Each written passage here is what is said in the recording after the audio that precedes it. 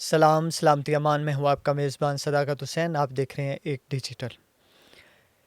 بالآخر ایران اور امریکہ کے درمیان معاہدے پر دستخط ہو گئے. دستخط تو ہوئے، اس میں نقصان کتنا ہوا، جانیں کتنی ضائع ہوئیں، اور امریکہ کو کیا حاصل ہوا اور ایران نے کیا کھویا، اس حوالے سے آج بات کریں گے. ایک تو یہ کہ ایک سوال جو کافی زیادہ گردش کر رہا ہے اور ایک بحث جو ہے کافی زیادہ چھڑی ہوئی ہے کہ 300 ارب ڈالر جو ہیں ایران کو کون ادا کرے گا. ایران کی تعمیر نو اور معاشی ترقی کے لیے اربوں ڈالر جو ہیں وہ ادائیگی کون کرے گا. اس حوالے سے ایک بحث جو ہے سوشل میڈیا پر زیر گردش ہے، جس پر کافی زیادہ بات ہو رہی ہے. اس 300 ارب ڈالر کے حوالے سے ٹرمپ انتظامیہ بھی اور ٹرمپ بھی ایک تو تنقید کی زند میں ہے. اپنی پارٹی کے اراکین اور سینئر جو وہاں کے سیاستدان ہیں وہ ٹرمپ پر کافی تنقید کر رہے ہیں کہ ٹرمپ نے اس سارے معاملے میں امریکہ کا نقصان کیا ہے اور حاصل کچھ بھی نہیں ہوا. ایک تو یہ کہ ٹرمپ نے 17 جون کو پریس کانفرنس کی، جس میں ٹرمپ نے واضح کیا تھا کہ ایران کو جو پیسے ہیں وہ امریکہ ادا نہیں کرے گا، بلکہ جو شراکت دار ممالک ہیں وہ ادا کریں گے. اور دوسرا یہ کہ جے ڈی وینس نے ایک سی بی ایس چینل کو انٹرویو دیا تھا، جس میں انہوں نے کہا تھا کہ ایران کو جو پیسے ہیں امریکہ ادا نہیں کرے گا، بلکہ جو اتحادی ممالک ہیں وہ ادا کریں گے. اور دوسرا انہوں نے کہا تھا اگر ایران جو ہے اقدامات جو ہم نے بتائے ہوئے ہیں ان کو فالو کرتا ہے تو تب یہ پیسے جو ہیں ان کو ادا کیے جائیں گے. ایک چیز تو واضح ہو چکی کہ ایران کو جو پیسے ہیں وہ ڈائریکٹلی انڈائریکٹلی امریکہ ادا نہیں کرے گا، بلکہ خلیجی ممالک جو ہیں عرب کنٹریز وہ ادا کریں گے ایران کی تعمیر نو اور معاشی ترقی کے حوالے سے. اور دوسرا یہ کہ مفاہمتی یادداشت کے 6 نقطے کے مطابق امریکہ اور علاقائی شراکت دار ایران میں تعمیر نو اور معاشی ترقی کے لیے کم از کم 300 ارب ڈالر کے ایک حتمی باہمی طور پر طے شدہ منصوبے کو تیار کریں گے. اور اس کے علاوہ یہ کہ اس کے برعکس صدر ٹرمپ نے G7 کے اجلاس کے دوران واضح کر چکے ہیں کہ امریکہ ایران کو کوئی پیسے ادا نہیں کرے گا. ایک تو واضح ہے کہ ایران کو اگر یہ امریکہ پیسے ادا کرے گا تو صدر ٹرمپ تنقید کی زد میں آ جائیں گے. اور اس سے پہلے 2016 میں اوباما انتظامیہ 1.7 ارب ڈالر جو ہے وہ ایران کو ادا کر چکی ہے، جس پر ٹرمپ وقتاً فوقتاً اوباما انتظامیہ پر تنقید کرتے نظر آتے ہیں کہ یہ جو رقم ہے 1.7 ارب ڈالر آپ نے ایران کو کیوں ادا کی. اس حوالے سے وہ اکثر بات کرتے رہتے ہیں. دوسرا یہ کہ اس کا عندیہ صدر ٹرمپ نے 17 جون کے بیان میں دیا تھا کہ جب انہوں نے کہا تھا کہ ایران کی تعمیر نو میں فنڈ صرف اس صورت میں ملیں گے جب وہ درست عمل کی جانب اقدامات کرے گا اور ہماری باتوں کو مانے گا. دوسری بات یہ کہ صدر ٹرمپ اور جے ڈی وینس ایک بڑا سیاسی چیلنج ان کے لیے بن گیا ہے.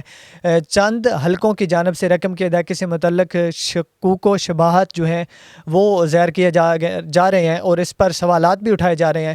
اس معاہدے اور خاص طور پر رقم کی ادائیگی جو کہ اس حوالے سے ٹرمپ انتظامیہ پر کڑی تنقید کی جا رہی ہے.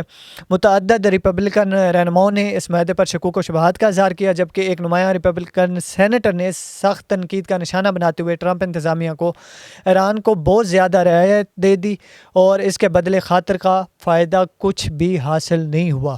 یہاں تک جو سینیٹر ہیں ریپبلکن پارٹی کے، اس کے علاوہ ایون کانگریس پارٹی کے، وہ ایون اپنی جو اس کی پارٹی ہے ٹرمپ کی، اس کے اپنے لوگ بھی ٹرمپ انتظامیہ پر تنقید کرتے ہوئے نظر آ رہے ہیں. اس کے علاوہ سینیٹر بل کیسٹی جو ٹرمپ کے حمایت یافتہ امیدوار کے خلاف پرائمری انتخابات ہار گئے تھے، انہوں نے سوشل میڈیا پلیٹ فارم ایکس پر اپنے بیان میں کہا ایران کے جوہری عزائم جو کوئی قدغن نہیں لگائی گئی، اور انہوں نے یہ سیکھ لیا ہے کہ ابناء حرمس کو دھمکی دینا مؤثر ہے جسے وہ مستقبل میں یقیناً استعمال کریں گے. انہوں نے مزید کہا کہ یہ کئی دہائیوں میں خارجہ پالیسی کی بدترین غلطی ہے.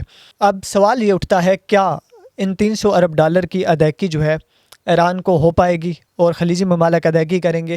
اور اس ساری جو اس کی دستاویزات ہیں، اس کے علاوہ لائسنس وغیرہ جو ہیں وہ امریکہ جاری کرے گا کہ ایران کو کس طرح جاری کرنی ہے، کس طرح پیسے منتقل کرنے ہیں. وہ خلیجی ممالک کے تھرو ہی معاشی ترقی ایران کی ممکن ہو پائے گی اور ڈائریکٹلی انڈائریکٹلی جو ہے امریکہ کی جانب سے ہی ہوگا.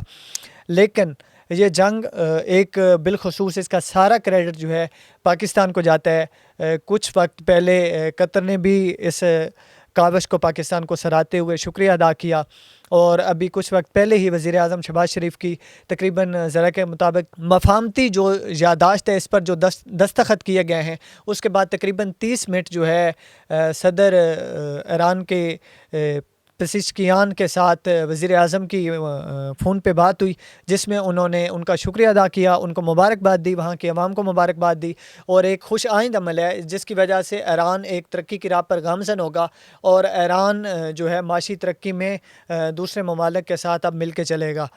تو اس کا سارا کریڈٹ جو ہے پاکستانی گورنمنٹ کو، فیلڈ مارشل صاحب کو جاتا ہے، جنہوں نے دن رات محنت کر کے اس معاہدے تک پہنچایا، اور ایران اور امریکہ کے درمیان بالآخر ایک دستخط جو ہے وہ کروائے، جس کی مفاہمتی یادداشت جو ہے الیکٹرانک دستخط ہو گئے۔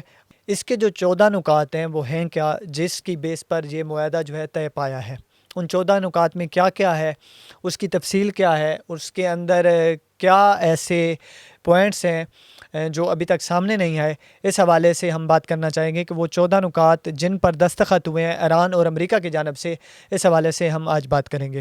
ایک تو یہ کہ یہ جو معاہدہ تھا 3 صفحات پر مشتمل تھا، امریکہ اور ایران مفاہمتی یادداشت کے حوالے سے، اور اس کے جو اہم نکات ہیں وہ ہم آپ کے ساتھ ڈسکس کریں گے۔ ٹرمپ انتظامیہ نے اس معاہدے کو کارکردگی پر مبنی قرار دیا، جس کے تحت ایران کو اس صورت میں فائدہ ہوگا جب وہ اپنی ذمہ داریوں پر عمل کرے گا۔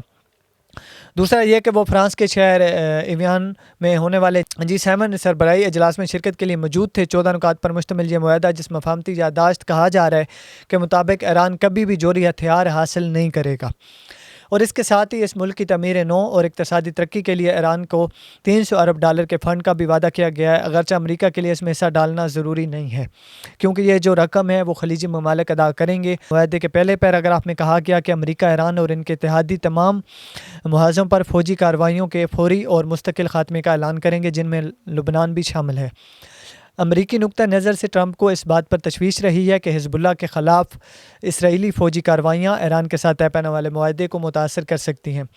دوسری جانب تیران بارہ کہتا رہا ہے کہ وہ توقع کرتا ہے کہ لبنان بھی اس جنگ بندی کے دائرہ کار میں شامل ہوگا۔ ایرانی وزارت خارجہ کے ایک ترجمان نے بدھ کے روز کہا کہ لبنان میں اسرائیلی فوجی کارروائیوں کا کوئی بھی تسلسل یادداشت کی خلاف ورزی ہوگا اور ضروری اقدامات کیے جائیں گے۔ اس کے علاوہ نقطہ نمبر 2 جو ہے وہ اندرونی معاملات کا احترام ہے۔ دونوں ممالک کے حوالے سے دستاویز کے متن میں، جسے امریکی حکام کے ساتھ ایک کال کے دوران صحافیوں کو لفظ بلفظ پڑھ کر سنایا گیا، کہا گیا کہ امریکہ اور ایران ایک دوسرے کے خود مختاری علاقائی سلامیت کا احترام کریں گے اور ایک دوسرے کے اندرونی معاملات میں مداخلت سے گریز کریں گے۔ امکان ہے کہ ایرانی حکومت کے مخالف گروہ اس شک کو منفی انداز میں دیکھیں گے۔ اس سال کے آغاز میں ٹرمپ نے ایران کے مختلف شہروں میں پھیلنے والی حکومت مخالف مظاہروں کے دوران مظاہرین سے کہا تھا کہ مدد آ رہی ہے، جو کہ وقتاً فوقتاً ٹرمپ ٹویٹ بھی کرتے رہے ہیں اور پریس کانفرنس بھی کرتے رہے ہیں، جس میں اس حوالے سے وہ آگاہ کرتے رہے ہیں۔ نقطہ نمبر 3 جو اس چیک میں ہے وہ کیا ہے؟ 60 دن کی قابل توسیع مدت۔ دستاویز کے تیسرے نقطے کے مطابق امریکہ اور ایران 60 دن کی زیادہ سے زیادہ مدت میں حتمی معاہدے پر بات چیت اور اسے مکمل کرنے کے لیے پرعزم ہوں گے۔ تاہم باہمی رضامندی سے اس مدت میں توسیع کی جا سکتی ہے۔ اب 60 دن کا یہ وقت شروع ہو چکا ہے، کیونکہ دونوں ممالک کے رہنماؤں نے مفاہمتی یادداشت پر باضابطہ دستخط کر دیے ہیں۔ چوتھے نقطے میں کہا گیا کہ مفاہمتی یادداشت پر دستخط ہونے کے بعد امریکہ اپنی بحری ناکہ بندی ختم کرنا شروع کرے گا اور ایرانی بندرگاہوں پر عائد کسی بھی رکاوٹ یا پابندی کو ہٹا دے گا، جو کہ امریکی فوجی اور امریکی فورسز جو ہیں ایران میں اور ابنائے ہرمز کے آس پاس جو کہ جمع کی گئی تھیں وہ ہٹائی جائیں گی۔ یہ بھی اس معاہدے میں شامل ہے۔ معاہدے اور ایرانی وزارت خارجہ کے مطابق یہ ناکہ بندی مکمل طور پر 30 دن کے اندر ختم کر دی جائے گی۔ نقطہ نمبر 5، معاہدے کے ایک حصے میں کہا گیا کہ مفاہمتی یادداشت پر دستخط کے بعد ایران اپنی بھرپور کوششوں کے ساتھ انتظامات کرے گا تاکہ ابنائے ہرمز سے تجارتی جہازوں کی محفوظ گزرگاہ یقینی بنائی جا سکے بغیر کسی فیس کے۔ جنگ کے آغاز اور ابنائے ہرمز کی بندش کے بعد سے یہ امریکہ کا ایک اہم مقصد رہا، کیونکہ اس کے باعث عالمی تیل کی قیمتوں میں تیزی سے اضافہ ہوا تھا۔ دستاویز میں کہا گیا کہ آمد و رفت فوری طور پر بحال ہونا شروع ہو جائے گی۔